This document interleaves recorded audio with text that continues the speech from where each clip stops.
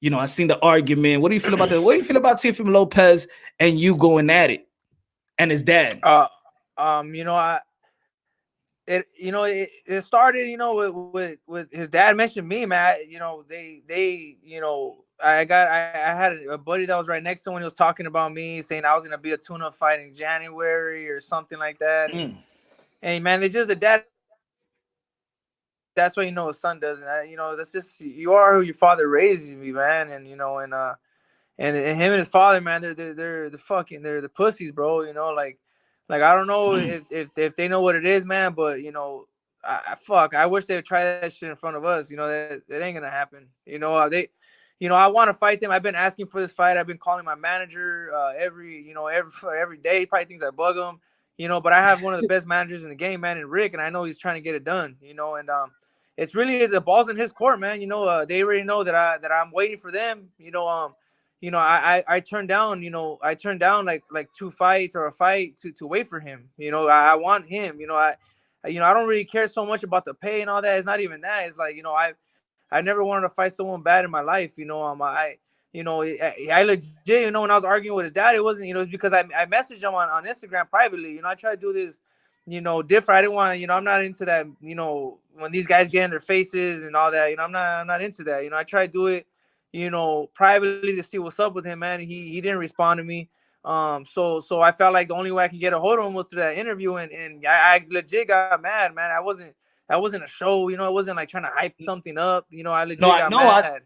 I heard it. I'm just, man, I swear, like, I've been calling you out. You mentioned me first. I didn't mention you, and now you want to flip the script and be like, oh, we're gonna fight a different guy, man. Like, come on, man. Like, what was the highly disrespect that you felt was when they called you a tune-up?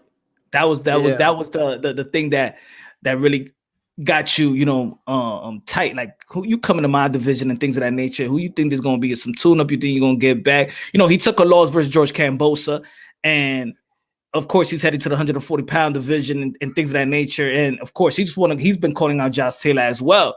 So that's how you felt disrespected. Like, what, you think I'm a tune-up? You think that I'm a stepping stone, and that's why you reacted the way that you reacted? Well, yeah, it started before that, when, like, because Teofimo, man, when I met him before, before he fought Loma, I seen him at like one of my fights. I think I was on the Loma card, and he was there in the lobby, and I shook his hand. He was a cool dude at that time. But once he started talking like, oh, I'm gonna go to 140-pound division, I'm gonna fight right away, I'm gonna fight Josh Taylor, like I'm gonna be the top of 140, I'm gonna clean out the 140. I'm like, the fuck, like I've been, my whole career been working to be where I'm at, and you think you're gonna just come here and step ahead of me and fucking fight someone else? Like, nah, it's not, you're gonna fucking fight me first, because I'm one of the top guys, so he man, I'm telling you, the kid's delusional, man. The family, they I don't know, man, they're just weird people, man. I don't know, man. It's just not happy. That's when it started, and then I heard his dad say that, and I just even fueled it up even more. You know what I mean? Drama.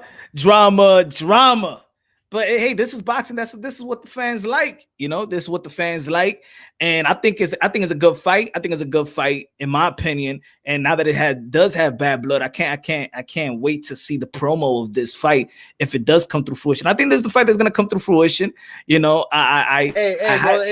the ball's on his court. You know what I mean? It's not on ours. We're just waiting for a date, pretty much. Like we already told everyone Top Rank. We told. My managers already told them, like, hey, you know what, like, let's get this done, like, whatever we need to do, let's do it. Just, but it's just up to them, whether they want to accept us or they don't. It's on him.